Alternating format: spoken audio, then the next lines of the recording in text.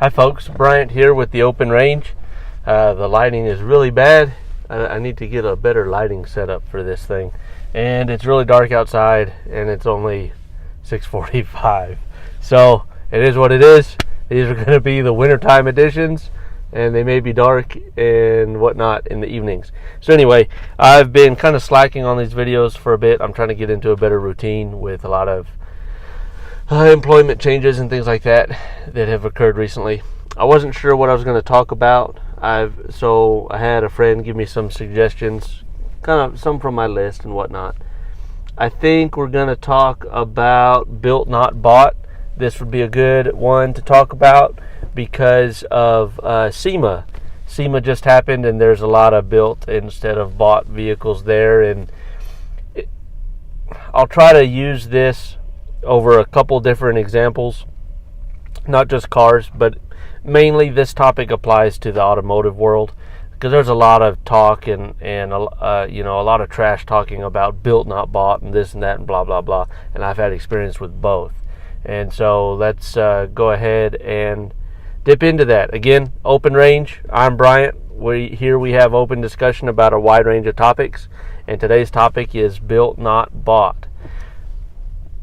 I don't care if you built it or bought it as long as you enjoy it.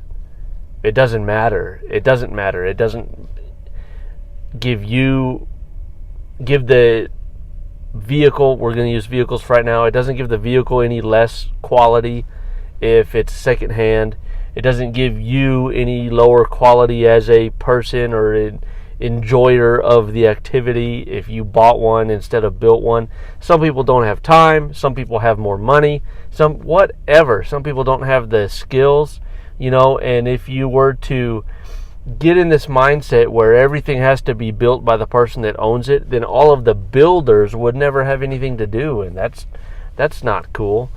Some people are really good at building cars and some people are really good at buying them and enjoying cars. So I had a twin-turboed 1,000 horsepower Cummins pickup a few years ago that I did not build. I bought it. I probably couldn't have, I may have been able to build it over time, but it would have taken a very long time. A good friend of mine had it and he was looking to sell it. He made me an excellent deal on it, so I bought it. I had a good time with it, and then I sold it to a guy in Florida who was more than capable of building one on his own. But this one was already done. The foundation was already laid. The same thing with my off-road race truck. I'm doing the same thing. I have one that I'm building and one that I've bought. The one that I'm building, I've been building for 3 or 4 years now, and it hasn't seen a race, and it doesn't even run. It hasn't run in the last 3 years. The one that I bought it, ready to go, did a little prep, and raced it almost immediately after I bought it, a few months after I bought it. Ready to go, let's go have fun. Whatever. That vehicle was sitting in Canada and not being used. No one was enjoying it. It was just there, rotting away. I gave it new life. So this whole built not bought thing is a bunch of crap. I think, and giving people a hard time over it's a bunch of crap. And most of the people that give you a hard time over buying a truck instead of building a truck can't afford to build the truck that you bought anyway. So I don't understand that, needing to bring somebody down because you yourself can't be on that level or that type of build. Whether you want to or not, it doesn't matter. But let's not do that to each other. Let's be positive and be glad that people are enjoying vehicles and things like that. This happens a lot in the diesel world. Oh, built not bought, whatever. I don't care. That's dumb. We shouldn't be acting like that. We should be glad that people are involved in the sport. Some things are happening recently where involvement in the sport is dropping, and it's causing some serious issues in the diesel performance world. And that type of thing needs to be addressed, and that attitude needs to be checked and things like that. Now, I will speak briefly on SEMA vehicles. For a long time, as I was building my blue dually, which I didn't finish, built not bought. Didn't have time, ran out of money, whatever, daily driver, can't leave it down. Excuses, couldn't finish it.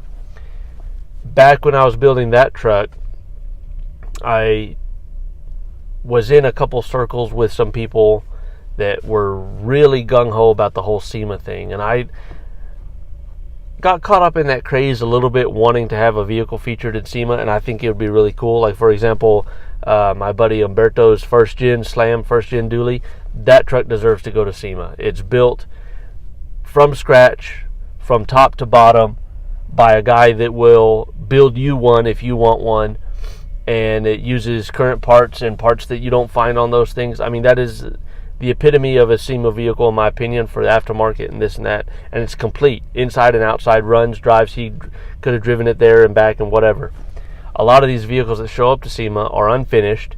They don't have interiors, or they don't function properly, but they are there for the purpose of SEMA, which is to show off aftermarket parts, and that's fine.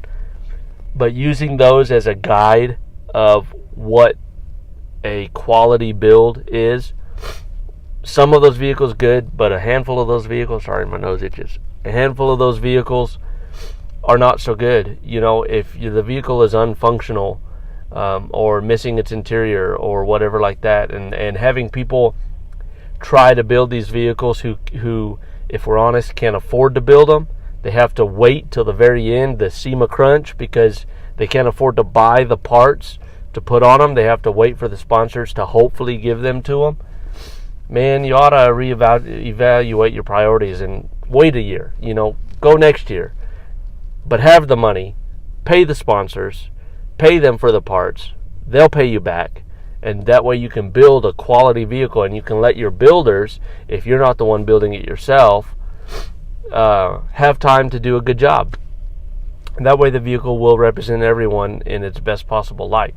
Now, again, there's a lot of things out there that are really freaking awesome and that are built very well and that go to SEMA and this and that. But in the truck world, in the lifted truck, fancy diesel world, man, there's some sketchy stuff. And I think some of that is coming from the wrong place, and it reflects poorly on everyone in the community, not just the people who are directly attached to that vehicle. So let's work on doing quality work and being able to afford it and not stretching yourself too thin. If you can't afford it, be realistic with yourself. I've had to do that sometimes, you know, and pull back on some things. Granted, I'm an extremely budget conscious builder / purchaser. When I buy things, I try to wait and find the best deal and buy used things that I can refurbish or whatever and clean back up. So anyway, those are my thoughts on that. A bit of rambling. Built or bought in cars doesn't freaking matter, as long as the person that has it enjoys it, and as long as there's positive energy going throughout the sport, whatever the sport is. Tuner cars, diesel pickups, off-road stuff, who cares? Built versus bought, doesn't matter. Is it quality? Good. Does the person that owns it enjoy it? Good. That's all that should matter. Nothing else matters in that point. So, built not bought can be applied to other things. You know, it can be applied to your personal enjoyment. Like for me, for example, I enjoy dabbling in woodwork and furniture.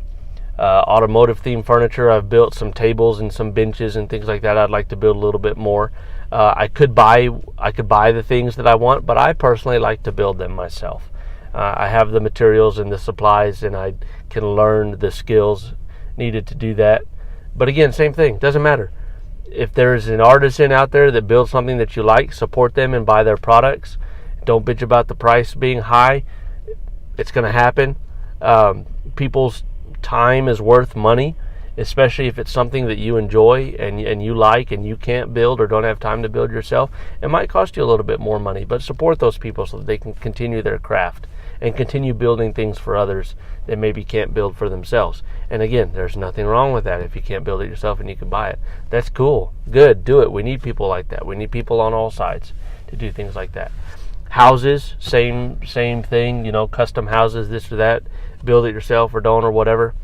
The whole point on this is that there shouldn't be any negative energy towards people that either build their own thing and are learning while they're building it, so their quality may not be that great when they start, but it improves over time.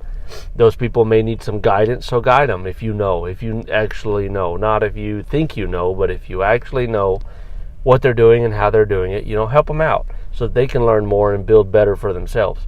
And no negativity against people that buy stuff that's already built and already ready to go.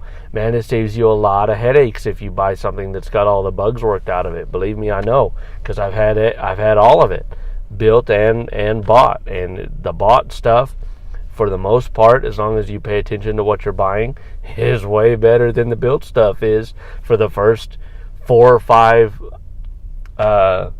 versions of it. Because as you're building, you're going to learn and change and do this and do that and make some differences and things like that, and that all comes into play. So let's stop this argument of built versus bought and which is better and whatever. It's all cool. I dig it all. Everybody does cool stuff. You have ideas and you can pay somebody to build them. That's awesome. You have ideas and you can build them yourself. That's awesome. Everybody's cool. So keep that positive energy. Don't be a dick.